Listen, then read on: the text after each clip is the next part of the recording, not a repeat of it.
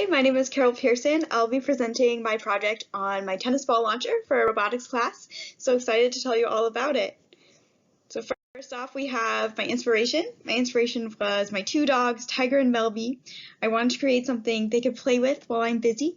I love playing fetch with them, but sometimes I don't have time. I'm doing school or working hard, and I just wanted them to be able to have fun while I was busy. The design is composed of two parts, a mechanical apparatus and an electrical and software component. My credit for this project is my source, Luke Bell. He made a YouTube video that I will be following fairly closely with a couple of differences that I want to note. I will be using an MSP430 instead of an Arduino Nano, and I'll be using 4 wheels instead of 1 since I have less powerful motors. So first off, we have the mechanical apparatus. We have our parts that I want to show you how they work. We have our first part is this big long PVC pipe right there. You're going to drop the ball in and it's going to hit that gravitational acceleration as it travels downward. Then it's going to hit this turn right here and it's going to start going upward. It's going to start to lose a little bit of that momentum, but then in this piece right here, we're going to cut out the bottom and put in some wheels. So the ball is going to come through, it's going to lose a little bit of momentum, and then it's going to hit the wheels and it's going to shoot out the bottom. So we're going to need motors, wheels, PVC pipes, and we're going to need to create housing for those wheels and the motors. So second is our electrical and software component. We're going to have, I made this diagram here to show you how it works. There's going to be a sensor, motion sensor right at the top of the device, and it'll be turned on, it'll sense motion. When it senses motion, it'll send this signal to the MSP430, which will then be running a basic interrupt enable code, so it'll function in a loop, and when it gets that signal, it'll elicit an interrupt, which will then turn this pin on and send this enable message to our right motors enable and our left motors enable.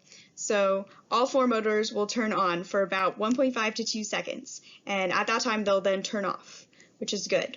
The rest of this, I added a breadboard for easier functionality for the 5-volt rail and the ground pin, and then the power comes from this 12 volts up here and a USB from my computer to turn on the MSP430. So here it is, the final design all put together. As you can see in this right picture, we mounted it all onto this big wooden board to make it really easy to carry from my workbench in the garage to our backyard. And without further ado, here's the demo video.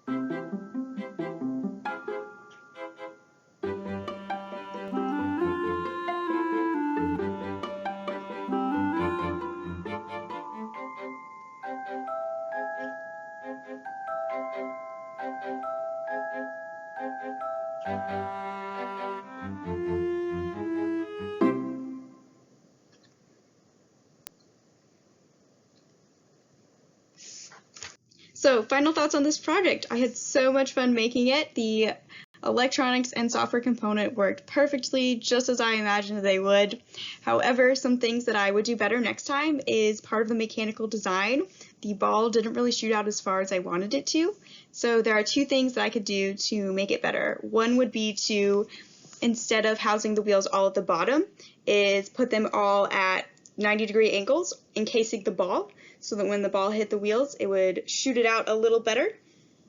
The other thing I could do is buy more powerful motors, which would require a little bit more money, but is altogether doable.